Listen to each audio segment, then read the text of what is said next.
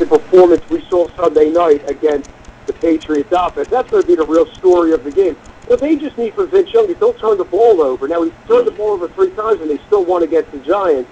You don't want to give Brady the ball more than he should have. That is going to be key. It's one thing, they turn the ball over, they put it in the hands of a struggling Eli Manning and a struggling defense. Don't do that to the Patriots offense.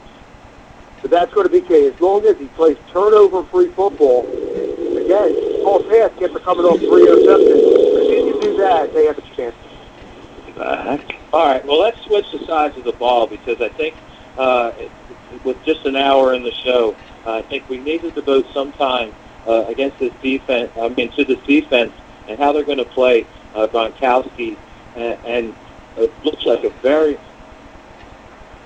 very much improved offensive attack through the tight end. He's got almost 20 touchdowns this year already, kind of unprecedented for a rookie tight end. Who? He's got almost 20. What? Gronkowski. He's got 10 touchdowns on the year. Him and Aaron Hernandez combined have 15. Right. And that's just that's just ridiculous numbers for a duo. Yeah. No, Brady overall, I believe, has 25 touchdowns, 74 receptions, over 1,000 yards already to Welker.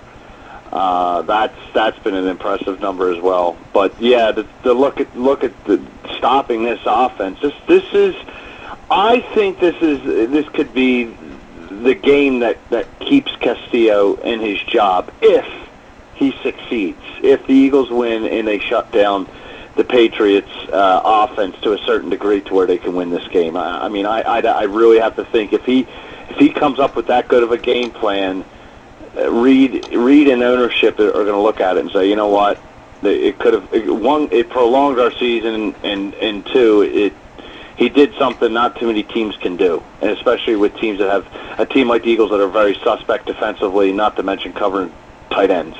So if he can put that all together, I have to say he keeps it. Well, this defense is improved. With what do you see that makes you think that they're going to be able to, anyway, sustain any kind of attack against Brady? Brady seems to have all the time in the world. The offensive line is always giving him a good time to find somebody like Welker. This looks like a disaster to me, right? I mean, just against this defense, the way the whole game matches up. I mean, I'm not trying to be, pissing on everybody's Cheerios, but, all the matchups in this game seem to be against the Eagles and this defense, the way they've played so far. This is a very bad matchup for the Eagles defense because you look at how New England attacks. They don't have a pair of Larry Fitzgeralds running along the sidelines killing you deep. Brady attacks defenses over the middle, and where are the Eagles most susceptible? Over the middle. The Giants were not able to do anything against the Eagles. The Eagles did a great job, especially in the middle of the field. They shut down the running attack, and I'm not even so much worried about the Patriots' running attack, but if you take a look, Brady wasn't able to hit anything over the middle, mostly because his tight end, Jake Ballard, I mean, back in the day, guys used to put stickum on their hands. I think Jake Ballard had Crisco on his hands on Sunday night. He dropped a lot of balls. You're not going to see that from Hernandez and Gronkowski. Those guys don't drop passes like that. And, Brady, you give him a couple seconds, so all he needs, and he will be able to pick this defense apart with precision passing. This is a horrible matchup for the defense. But to go back on what Scott said, if the defense can do the job against this offense, then Juan Castillo bought himself a year's stay of execution. Yep. Yeah, I mean, it is unprecedented that this tandem is on pace to have TO numbers together from the tight end position. And so I was worried about that. Yeah, and then Welker thrown on that. Welker's been on my fantasy football team. In fact, I have Brady and Welker, and I can pretty much sustain my fantasy team off of their numbers. I mean, it's amazing what they can do. Just to update everybody, the Flyers and the Islanders are now tied up 5 minutes into the first period, 1-1. So the Flyers have dropped 2.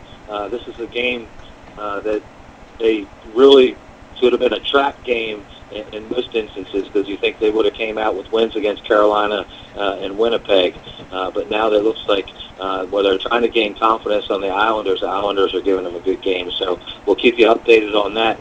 You're listening to the Bird's Eye View. The call-in number is 323-927-2917. I have Ray Moffo from the Sports Maniacs, WNJC 1360, Tuesday nights with Jeff Thomas. You can catch a show with Ray entirely. He also writes for Scott over at PhillySportsSpace.com. Scott Siglinski's joining me. Our regular roundtable.